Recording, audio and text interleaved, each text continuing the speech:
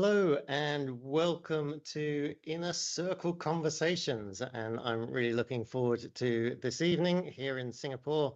We've got three very interesting guests who I've been lucky enough to kind of interact with throughout the year, but never all together. So I think it's a great opportunity to hear from them and hear what they're up to. So we've got Archita, Christian, and Elton. And yeah, I kind of want to sort of hear a little bit about your years, and then as we get on through the conversation, we'll talk about what you've got coming up. So Archita, I know you have been crazy busy this year. You seem to have had a very big year. You seem to be in different countries every time I connect with you, and doing different things. I know at the beginning of the year we were talking about some sort of strategic career moves with you. So do you want to just kind of bring us up to speed with what you've been working on in 2025? Absolutely happy to. It has been a fun year for sure. It was my year two stepping into being a solopreneur after leaving corporate, having worked in corporate for about 20 years. And also, it was 6 months into me starting to get focused on my board journey itself. And so it was two kind of key strategic focus areas for my career. Um, I started off the year helping and supporting as a fractional CMO or chief marketing officer to a whole slew of companies from like private equity to startups, etc. And as I reflect on the year, I've really found my niche and my focus. It's absolutely mid-market private equity. That is where they have a real significant problem post purchase or getting ready for a strategic sell 5 to 7 years after the 5 to 7 year hold. And so I step in and I've had an opportunity to work with some names I didn't think I'd have an opportunity to put the logos up there, but podcasts of EQT, Axel KKR, Nordic Capital, and a couple more cooking that start in January of next year, which has been amazing. And then my board journey has been really fascinating for me because I had just put a plan on an idea on an Excel sheet for my goals for 2023. Yes, right? No, 24, forgetting what year we are in, 24. And I had said, it'd be nice to land at a board role. And as I was ending 24, I had a couple of advisory board roles. And then as I started 25 and as I reflect back on it, I've had an opportunity to add on a couple of non-exec roles and my first paid board seat as a supervisory board member for an organization. So lots of stretch learning. And then I just found out this morning, Callum, the Product Marketing Alliance just put me on their top 100 product marketing consultant list. So Oh, that wow, was awesome. exciting. Yeah, because I'm no longer supported by a logo, but by myself. So lots of learning, lots of new people I've had an opportunity to meet and engage with. So that's been my year. Yeah, very cool. Well, look, if we get a chance, we might come back to how you went about finding, like you said, you found your niche in sort of mid-tier PE. And I know a lot of the people that I talk to on a regular basis are kind of struggling with that. Maybe they've left corporate or they're bouncing between jobs and they're trying to figure out how they got to that. So if we get a chance, we'll come back to that. Christian, I want to jump to you in Hong Kong. Um, so yeah, and another big year for you. And I think look, I know you've spoken at some of our events in the past, and I know people kind of look at you and see this very successful, very well connected and networked individual. But it hasn't all been plain sailing for you, has it? I know you've had sort of some challenges behind the scenes.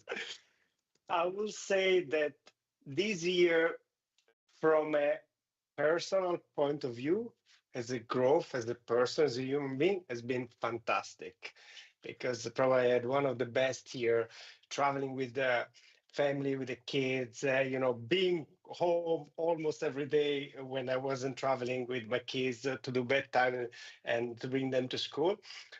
From a business point of view, it was great, but very challenging because for us it's been the year of consolidation, restructuring instead of scaling.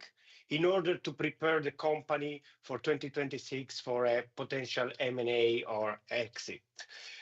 So, and restructuring is not easy, right? It requires focus. It requires to kill products or projects that they are very good on slides, but then it doesn't make sense from a unit economics point of view. So I was very, very busy trimming the tree, all the dead branches, and then make sure that we focus on the profitable part. And on that side, we had really an amazing year because the business we did an amazing turnaround. Actually, I'm almost surprised for the how quick we are able to react and restructure. And then on a side project, I also joined two boards as a board member. One is a ESG platform, helping SMEs to get access to sustainable financing, to green financing through data and reporting. Very, very interesting project. And this also is a project where I'm learning because the founder is from Zimbabwe. So it's helping African SMEs, and Africa, let's say, is the continent where I have less connection. So I'm building my network and my relationship there. Second project is very interesting because I have a huge impact. I joined and I helped to create the board of a Procope Academy. It's a academy that wants to upskill 100,000 students in Indonesia. And I was able to assemble the board together with other fellow Weblener, and it's been an amazing journey because now we structure it. We just started a non-profit in Hong Kong, so it's been like a very interesting year from that point of view. And last but not least, since September, I'm helping a listed company, Japanese listed company. They are also, they are in the hardware and network business, and they engage me to help them to do to support them with the entry strategy, go-to-market strategy in Italy and UK. So a very successful company in Asia, but first project in Europe. So we had a bit of culture clash and bureaucracy clash, but it's been fun. So yeah, overall 8 out of 10, I would say this year. All right, very good. I love it when you ask somebody whether they had a good year and they say it's a lot of personal growth. It's it's a good framing. And on the subject of personal growth, I've seen a photo that we may have of you running in Kazakhstan. Was that you? This you running away from your challenges, or what was the story behind that? Yeah, no, this one was an ultra marathon in Kazakhstan, 100 kilometers over 3 days. So you do 40 kilometers the first day, 40 kilometers the second day, and 20 the third day. And so a multi-stage ultramarathon. But the story of that ultramarathon, that the first day I was doing very well. I was like in the top 3, but then I got injured and we were in the middle of nowhere. So no hospital, no doctors, nothing. So my recovery was jumping on the frozen river in the evening, trying to recover and then try to massage myself. And then I finish it. Like I was able to do the second day slowly and the third day even slower, but it was good. It was good. Yeah, we do once a year. I've been to Nepal, Kazakhstan. Wow. We did another 105 kilometer hiking, swimming between islands, and climbing waterfalls in Hong Kong. Yeah. Wow. That was part of the challenge here. And the personal growth. So, well, congratulations on doing that. And another person who earned congratulations, Elton. I see you very recently won an award for 40 under 40. Congratulations for that. Yes, Callum, thank you very much. Yes, I was telling you guys earlier as well. Like I didn't expect I was going to win the award. I turned up to the event without knowing I have the award. My target for the night was to meet people. There was a lot of great people, an industry expert in the event. Until they announced my name on the stage, and so I need to make up my on stage speech on my way walking up to the stage. So that was quite fun. But yeah, I enjoy that very much, and definitely have met a lot of people. What was the award for, and kind of, I mean, it's a lovely way to end the year. How has your year been? Yes, the year is good and bad. Just like Christian mentioned, and the economic environment is very difficult now, especially in the UK. We got a different government with different policies as well. So this year is more like consolidation and also prepare to adapt into the new compliance and new regulations as well. But we are very glad and blessed this year. Our company have had a few major recognitions. So for myself, Callum mentioned the 40 under 40 last month, and also our company has been awarded the best boutique developer award in the Greater London. And also we were the finalists in one of the global interior design award for one of our project as well. So yeah, it was great, but in terms of the actual revenue growth, I would say is more static, and also is preparing for the calm before the storm. I would say entering 2026. Yeah, so look, I don't want to get onto 2026 just yet, but I mean, you've alluded to some of the challenges of this year, and rather than naming names, let's say with general geopolitical circumstances.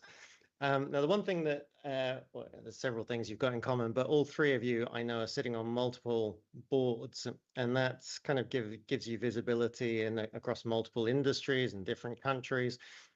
So more for kind of I guess our listeners, but what are some of the things that you've learned from sitting on those boards and seeing how companies have reacted to these quite challenging times, or sort of certainly, yeah, there's been a lot of volatility and changing of directions several times in politics. So, what have you seen, and who have you seen that is handling that change well, and who's struggling with it? And Elton, I'll stick with you since you brought it up. Yes. It's funny enough you brought up the political like the geographic change as well, because I'm currently sitting on a board, the company based in Nepal. So we all know what happened in the last couple of months in Nepal. So the board meeting was actually postponed a few times, and they were all working from home, and the movement or the beliefs they are currently pursuing, how they impact into the business wise, that actually is something that within our board advisory we all discuss, and we never came across a situation like this before as well. So how to incorporate that into the discussion to help the business owner to move forward, that's very challenging for us as well. But it was very interesting at the same time, because the company focuses on agriculture and also technology for insurance. So how to incorporate the how to say the local geographic situation to combine that with the global insurance industry. Oh. Okay. Archita, moving to you sit across multiple industries as well. So again, like in terms of seeing how companies have reacted to it, who's doing it well, what have you learned in terms of dealing with that sort of level of volatility? Yeah, so actually, one of them is a supply chain AI SaaS company. And actually, it's been good in the sense that, this particular demand forecasting is already very challenging in general. And what the team has been doing a really good job of is looking at uh, reports from large Fortune 500s, their quarterly reports, etc., and noticing with the volatility in supply chain, how do we kind of hone in on the challenges that are there, but use it as a way in which to further drive home the point why they need a solution like this, because the pain is even more amplified right now, more so than before. So, and in this pain, how can we help kind of navigate that? So we had this sprint actually, because it was Q2 of this year, and the one of the C-suite leaders of 3M in a quarterly earnings call called out specifically like this year our commitment is, and essentially the value proposition of this AI SaaS B2B company. And we activated a bunch of friends and family that we know that are in Germany, because 3M has one of its, its headquarters over here. And we try to get a meeting with the C-suite and the company founder who's out in Poland. So the thing is, too, is what I've noticed. One of the biggest challenges is in so much of volatility. It really matters as the board and the C-suite how you can quickly respond. While you stay true to what value you bring within the ecosystem versus just the wait and see approach. Because yes, you can wait and see, but then you lose the opportunity with regards to the impact that you can drive. And on the other end of the spectrum, I'm on a board which is focused on driving assurance around sustainability standards. And that has been a really, really tenuous process, right? Because of just the political landscape and the rhetoric across the board, excuse me, in different regions. And in Q4 of this year, there was a European, we just thought the US was an issue, but then it was a European mandate with regards to how they're going to drive. There is a particular standard called the dark standard, and how they're going to certify organizations and how they decided they're not going to do it anymore. And again, here, like time is of essence, and our chairperson of the board was so fast. Like, one of the management team saw this coming as the EU was like passing this. We activated what is the language we're going to use from a communication perspective with all of our ecosystem partners and what this means with regards to support. So I think being agile and then having your board being available to approve this communication in a very quick time is critical.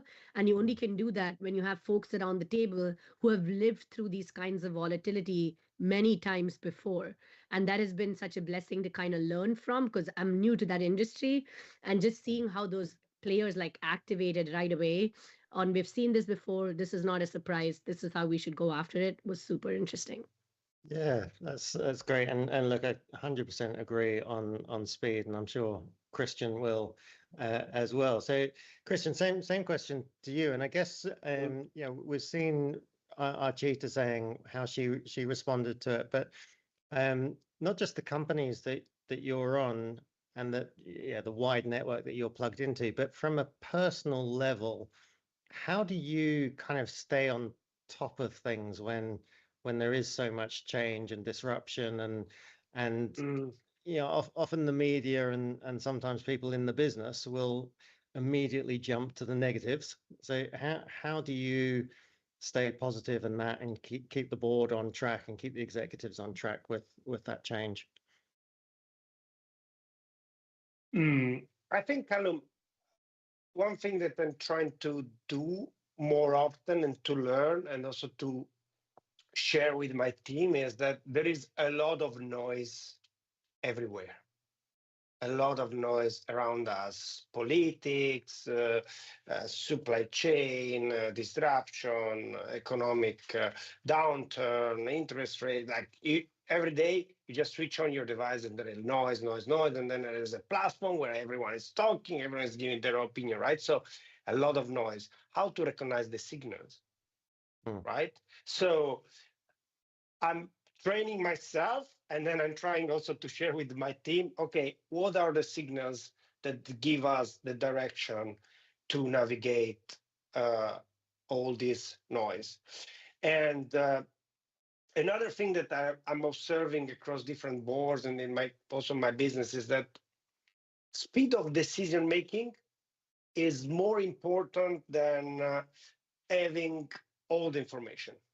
If you wait to have 100% of the information, you will never move forward, right? So it's better to have a 60, 70% of the information and then recognize the signal and move, then stay there and wait, because there is always something happening, right? The world is changing, and then there are like so many things converging together, merging, like so many technologies, AI, quantum computer, humanoid robots, and then there is a transfer of wealth, and then there is a generation that is going, is passing the baton because they are retiring. So many things. The world is chaos, right? Okay.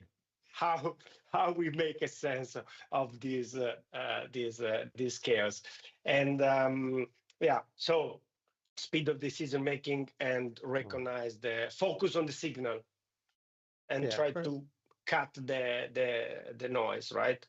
Very good. And I think you're absolutely right. And actually, we've come up with a framework at Veblen about making decisions quickly, because I do think it's such a key skill, and it's also what I'm looking for. Like when I'm looking for senior people to work with, it's their ability to be able to make decisions and take ownership quickly.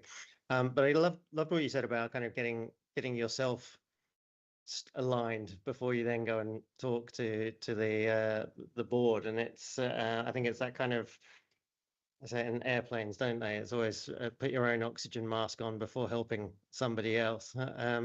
So Elton, in terms of kind of what you're seeing with the disruption and more, I guess, around your personal development this year, and then how that can then lead to helping your own companies and the companies that you sit on the board. So what are some of the things that you've been doing to stay on top of things this year?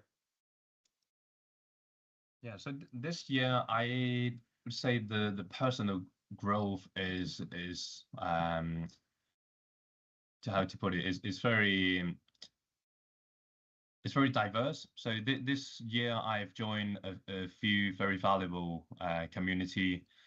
One of them, the M&A community, and also Veblen, of course. And to meet the people in the community, and then also a few people that I have met. I'm a person that who very reflective. Like I always reflect on anything that I come across every day, and there's a few people I've met this year that gives me that reflections that enable me to look at myself from a different perspective. And that allows me to look at my company, and then also look at my personal growth as well. I'll give you an example.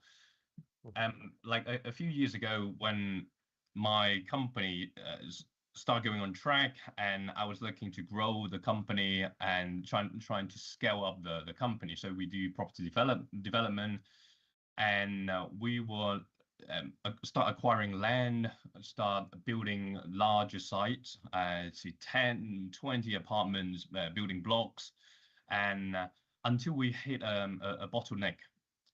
And now looking back,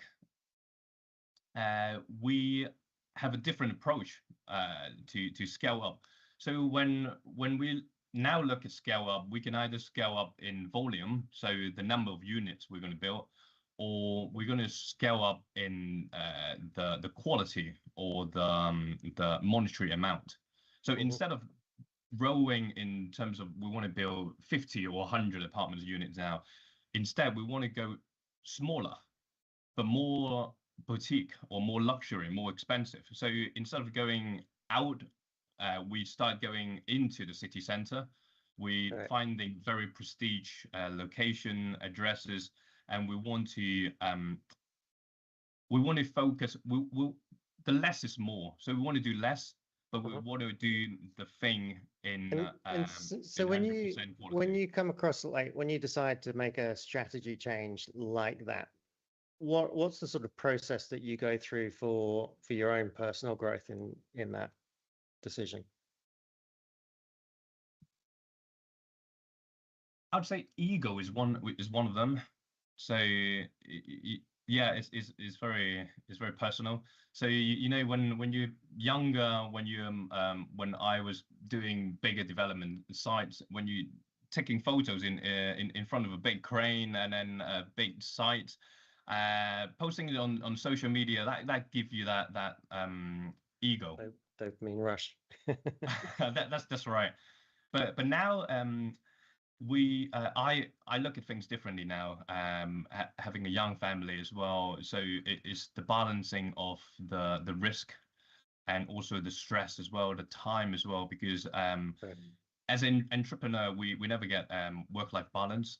It's life balance. So I need to give that proportion to my family, my kids, watching them grow up at the same time, the business, the career, how to have that balance, and also risk is very important as well. I don't want to give my family the unnecessary stress, to keep not only myself but to keep them awake at night as well. So how to stabilize that?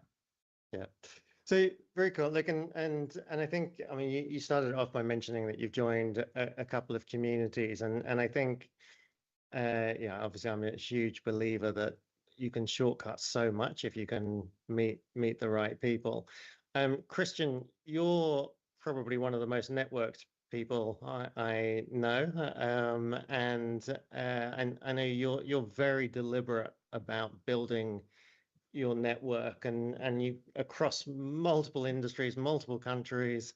Do you want to just quickly sort of give us your philosophy on that, and maybe is that something that you're deliberate about, or is it just personality, or how's that led to your personal development this year?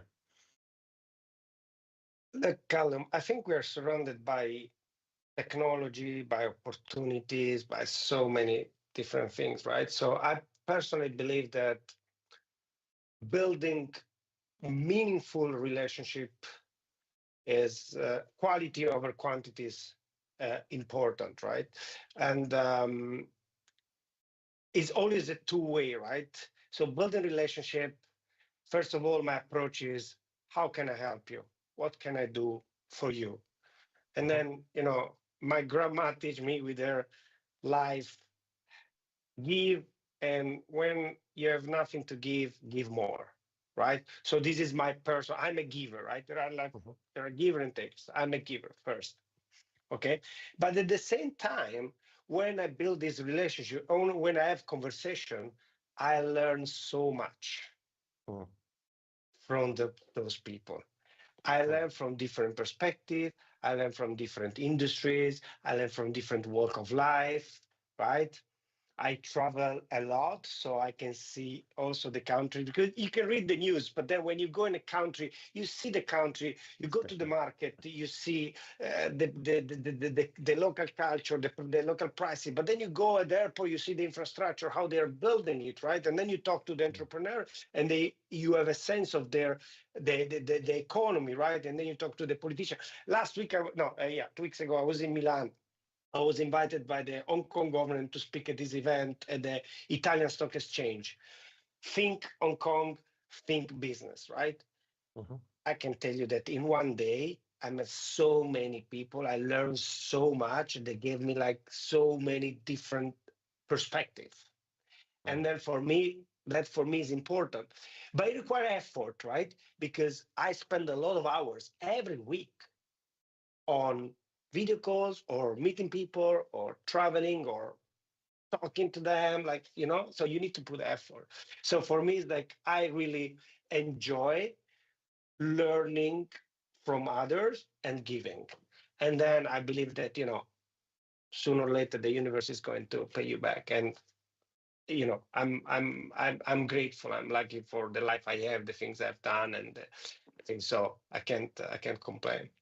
Yeah, very cool. And look, Archita, I know you are someone that also sort of subscribes to this philosophy, and I know you're constantly meeting people, constantly connecting people, and so yeah, I'd love to kind of get your thoughts on that. But also, I want to get into the fun stuff. So I know you'll already be planning for 2026. So what are the key things that you're looking forward to in 2026? What are the big projects that you're planning on working and building next year? Awesome. So we'll start with like networking. I'm like, from the same, I subscribe to the same school as Christian with regards to networking, which is, I don't network, I'm building trust, and so how do you treat these relationships as like long-term compounding assets versus as short-term transactions? I think it's so critical when you step into your online Zoom meeting or like in-person meeting, etc. So I kind of will leave people with three things, which is like, how do you add value first? Then how do you like step into like proximity, right? So proximity does not necessarily just like being next to them, but there was an operating partner I'm trying to get on the radar of for the last like 5 months, and her message to me the first meeting we had was, Archita, it takes time. Trust is going to take time. So I was like, I'm here for it. I'm not in any rush. And so I was in London and I pinged her, and she's like, I'm so sorry, we follow the US holidays. So I'm not going to come into the city today. So what does proximity show? I could have been like, okay, too bad. But I bought a book that I love reading right now, which I've been sharing with a lot of the CEOs I work with. I sent her a little note and I mailed it to her. And I was like, I'm sorry, missed you in London. Thought this book would be blah, blah. And she was like, oh my gosh, this is so cool. Thank you so much. So you can build proximity through value in different ways, because sometimes people stay so close-minded with how you build proximity with people you connect with online, and then only then is opportunity, right? You pitch at some point later on where they probably are coming to you to be like, hey, we've spoken about this at some point. But also recognize through networking, you can't just depend on them to remember your kind of value that you could add. I was talking to a CRO for 2 years now, just catching up, chatting, etc. I was chatting with him over the summer about some AI tools I was building for one of my clients. And I was like, you know what? I should connect you with the CEO I'm working with. I connect, and then this guy calls me. He's like, Archita, I can't believe I didn't think about you for this. We need your help with this. And I was like, I've been on a call with you, my friend, every 3 months chatting. And it was the CEO who was like, why are you not bringing Archita in for this? So the thing is, you've got to recognize that, I call it breadcrumbs. You're putting breadcrumbs in different places, make them really valuable.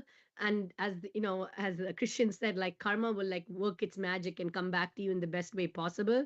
But don't go in like, ooh, where is this kind of going to go off, and then with regards to 2026, so I actually look at my year a little differently. I look at my year from my birthday month to my birthday month, not the Georgian calendar, because so arbitrary, quite frankly, the the beginning of the year or whatever, because why not start now? So for me, July through July. And so as I look through like this year of mine, this July to next July, I have like, this is like actually my background on my computer, because I wake up like and I look at it every morning. It's like my visual vision board in its own way.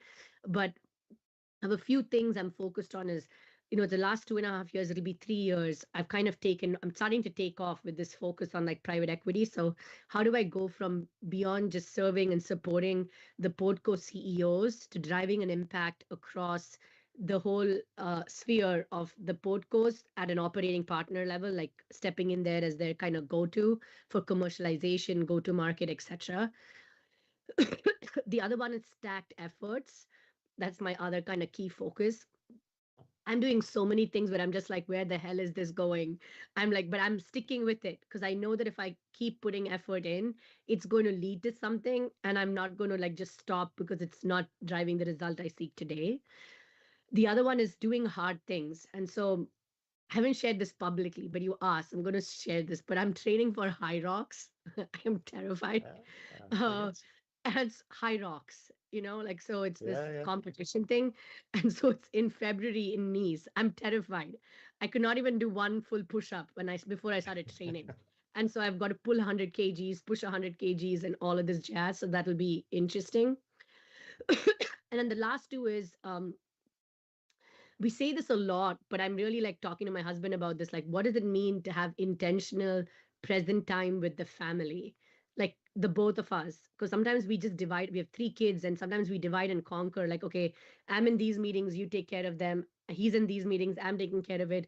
And we're like, we've kind of lost touch of doing things together, like more often outside of and vacation is spent with family because we're raising third culture kids. So families on two separate continents, you know. So kind of getting better at that. And the last one is I have these dreams and like these aspirations of stepping in and driving impact in bigger, more larger, like higher stake boardrooms.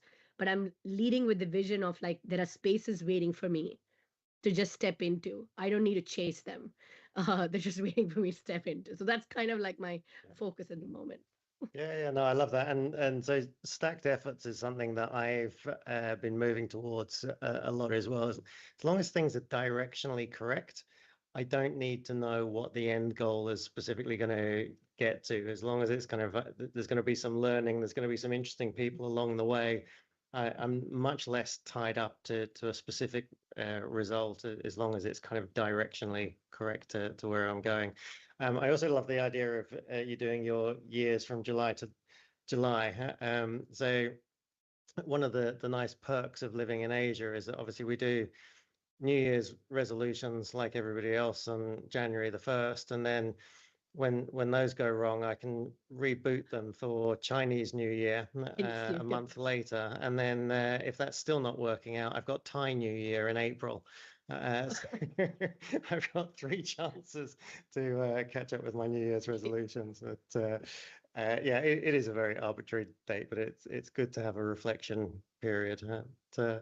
Cool. So Elton, let's come on to you. And now that you've got 40 under your belt, what are your plans for next year? And what are the big projects that you're excited about? Yeah, I'd say 2026 is going to be another year for personal growth. Especially I've got the benefits from this year in terms of personal growth. Like I need to learn how to connect with people is a form of art, I would say, and it requires a lot of practice as well.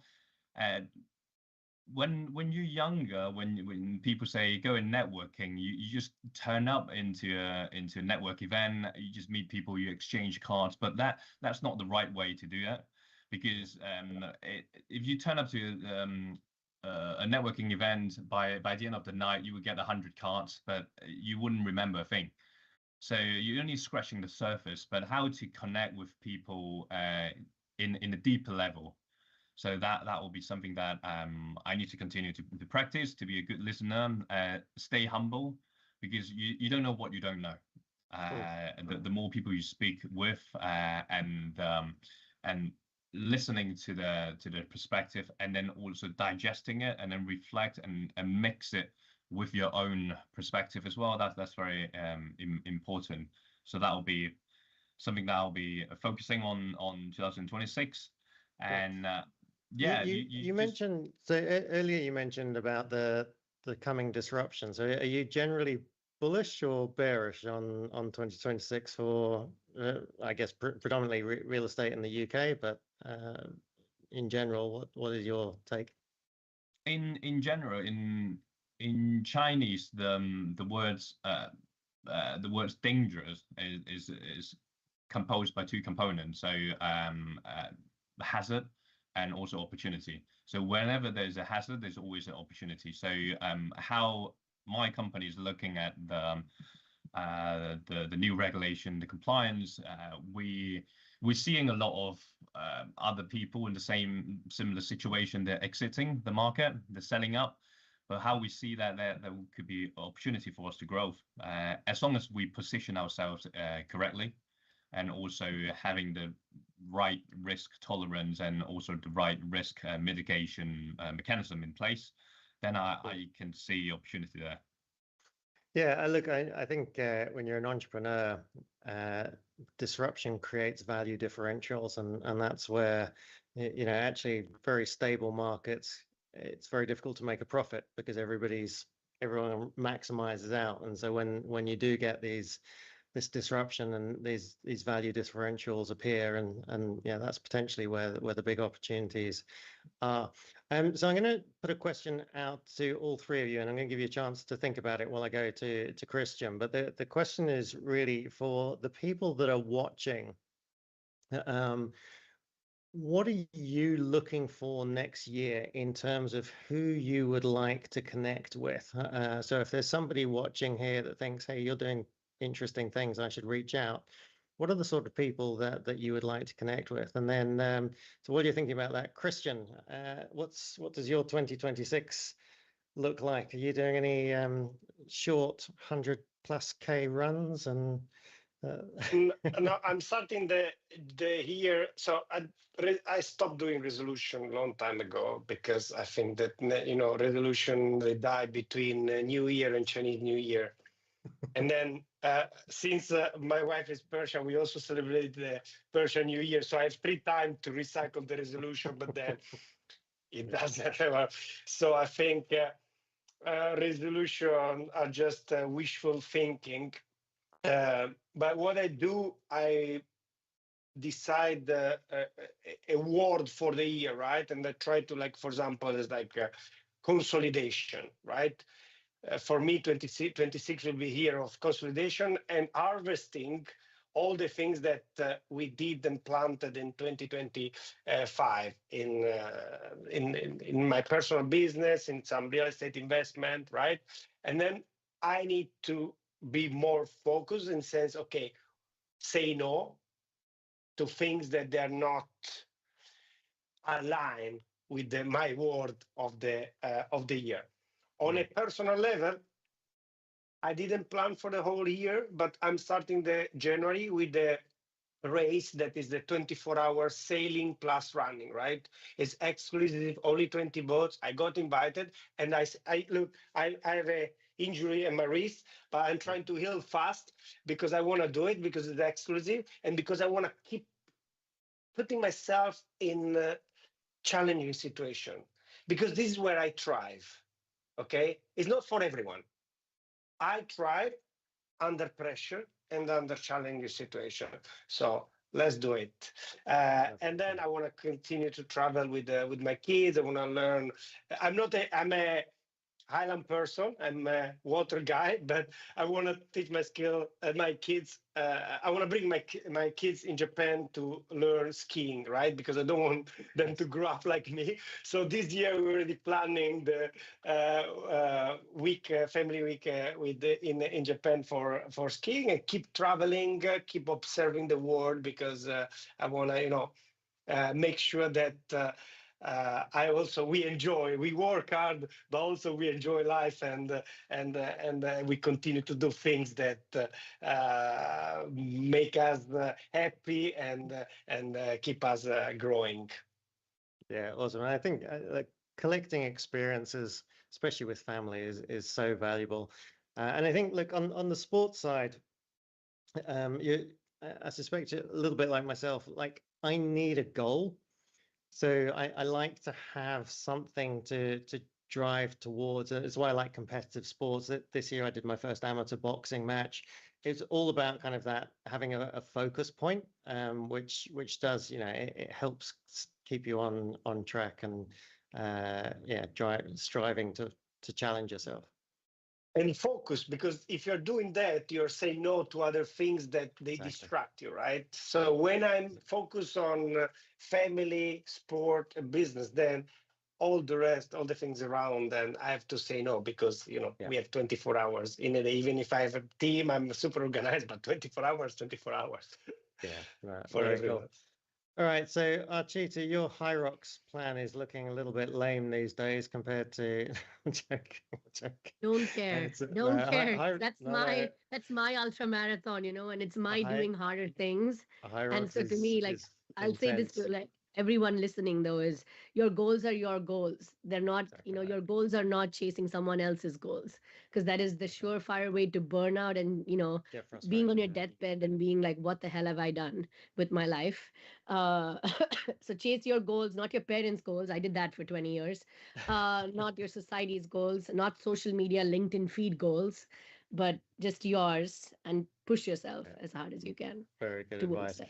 So in terms of next year, so if somebody's looking at the cool stuff that you're doing in the private equity space and thinking, hey, this is somebody that I'd like to connect with, what are the sort of key spaces that they could potentially get in touch with you about? What are you looking for? Yeah, I mean, LinkedIn is like where I hang out way too much sometimes. So you can like step into my LinkedIn DMs. But the reality is that, you know, I enjoy taking things from good to great. So I'm not the person you come to when you don't have an idea, you have some random idea of an idea. There are plenty of other people for that, and I'm happy to direct you in that direction. But if you're, you know, good people, good real product, and you're like, there's a bunch of noise and we need clarity through momentum, like I'm your person for the job, to help you kind of drive that. And if you're like a leader who is, um, I had a keynote earlier this year. It is like one I'm hoping I can take to other stages, but it's about, you know, how do you unmask performance as a, you know, because peak performance is a surefire way to burnout, and is a surefire way to like masking a lot of things, trauma and other things that we've chosen to like hold amongst ourselves. So if you're a leader who is build performance and you're trying to build sustainability through the next 3 decades of your life or more, hopefully 4 or 5 decades of your life, also the person I'd love to connect with. And yes, and if you just want to again build a network based on trust that compounds over time, I'd love to be a part of, like, you know, that little breadcrumb in your universe. Very cool. Elton, so you put networking as one of your goals for next year. Who are the kind of people that you'd like to connect with in 2026? I'd say the people who have the drive and also action taker, for sure, because you hear so many people talk a big plan, or they spend way too much time just planning, but rather than taking the action, because you will never be prepared. Like I recently heard somebody say you will only be prepared the second time when you do the thing. So for the first time, because you've never done it, so you don't know what to expect. It's just like boxing. Mike Tyson mentioned, like, you can have a perfect plan on the in the ring, but once you get punched, like, the plan just go out the window. So is about taking action, making mistakes, but not giving up, driving forward. It doesn't matter what industry you're in. I'm more than happy to meet people from all different industry. This year, I've met people from whiskey distillery owner, gallery owner that I eventually join as a partner of a gallery now, precision metal, gold bullion, all sorts of different industry, music industry. I think one of the really interesting things about the world that the four of us live in, where we're sitting on different boards now and you kind of sit in different industries, is that previously you might have only looked to connect with people in your industry or who could serve your particular needs, whereas now when you're sitting across multiple industries, everyone you meet could potentially be useful to somebody in your network as well. And so you do kind of open up to, and I think you end up asking smarter questions, because there's probably someone in your network that you can connect those people to. And I'm conscious of time, so I'm just going to jump straight to Christian. Who are you looking to connect with in 2026? You know, sometimes I love randomness, because the most unexpected connection that bring you sometimes the most amazing opportunity, right? But if I have to pick and choose, right? So any person or company that they want to connect Europe or USA to Asia and the supply chain, then I'm the right person, because I'm sitting in Hong Kong, I have office in Shenzhen, I know the manufacturing and the tech logistics space in Asia, so I can add value there, right? And the same thing is for Asian companies that are looking to go into Europe or South America. I have a lot of expertise and connection. So if someone has to look for me, and I think there will be a good match in heaven. But talking about my other boards and stuff, you know, companies that they wanna explore sustainable financing for SMEs, then I have good connection because I'm sitting on the board of TESE. If people they want to have an impact in Southeast Asia and Indonesia, they're interested to have an impact and contribution in life and help to upskill 100,000 students, then they can come and connect with me, and then I refer to the team. And then I want to continue to connect with my fellow, web learners, because I had an amazing year. We still have the accountability call every other week, and I keep talking to them and learning from them on a monthly basis. Yeah, very cool. Well, look, thank you to all three of you. It's been great to catch up with you. Everyone is very busy and this time of year, so I appreciate you coming in and sharing what you're working on. So for anyone that would like to connect with any either Archita, Christian, or Elton, LinkedIn is the place to do it. And so do reach out to them. Fire any questions. If you're watching this on the live stream, if you put any questions in the comments, we'll be able to look at those afterwards and hopefully be able to answer them. But otherwise, connect with us. We are going to be running many more of these Inside Circle conversations next year, so look out for those. Make sure you're watching and you'll be able to ask questions of lots of very interesting people in 2026. Have a fantastic Christmas, fantastic year. It's been a real privilege getting to work with the three of you this year, and I'm looking forward to seeing what you can all achieve in 2026. I'm sure it will be amazing. So thank you very much. Thank you, Callum. Merry Christmas, everyone.